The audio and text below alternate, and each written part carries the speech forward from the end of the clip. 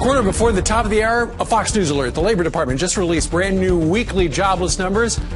294,000 first-time unemployment claims were filed last week. That's more than the experts expected, but down from last week.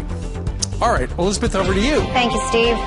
Well, President Obama on a road to the State of the Union tour, bragging about his administration's economic successes. Watch.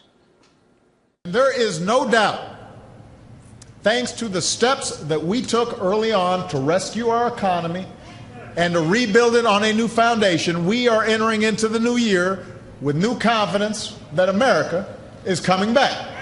Well, his three-day economic victory lap hits Phoenix today, where he's going to talk about how far the housing market has actually come. But what is he not going to be telling you, the American people? Bob Massey joins us live with some details that you're going to want to listen to. Good morning, Bob. Good morning, Elizabeth. Okay, so the first thing the president's probably going to discuss is the rising value of homes. What's your assessment there?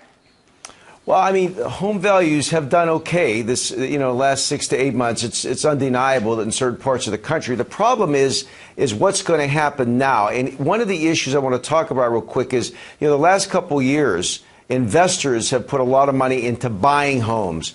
What they're saying, the experts are saying, is that these investors, Elizabeth, because of the amount of return on their profit, is going to start selling those homes. Now, if they start selling them, so there's more of a supply. The question is there demand, and then prices can be affected again, not necessarily going up, but going down because the amount of on the marketplace. So again, although there's been an improvement, that is something we have to watch for in 2015 from the investor's perspective. Okay, so what do you think about this? Because the president's also set to announce a new executive action that is actually set to help more responsible Americans, quote, own a home. What do you think?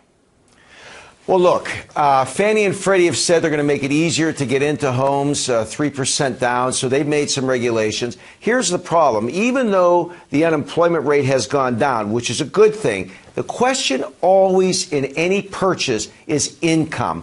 What has happened with the income? What kind of jobs are being created? Are these people going to be able to qualify for those homes? And regardless, lenders, Elizabeth, they're still not going to make it easy for people to buy. They could lower some of the standards, but you still have to look at credit ratings. You have to look at the amount of income, the kind of jobs these people have in order to be able to get back into the house. And here's the thing. If we make it too easy again, if we make it like we did 10, 12 years ago, we could run into the same problem again. Certain people should not necessarily own unless they really economically can afford it.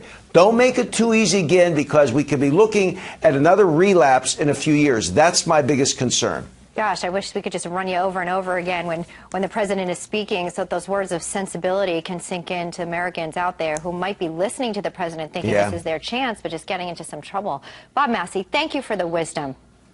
Okay, Happy New Year to you, Elizabeth. Same.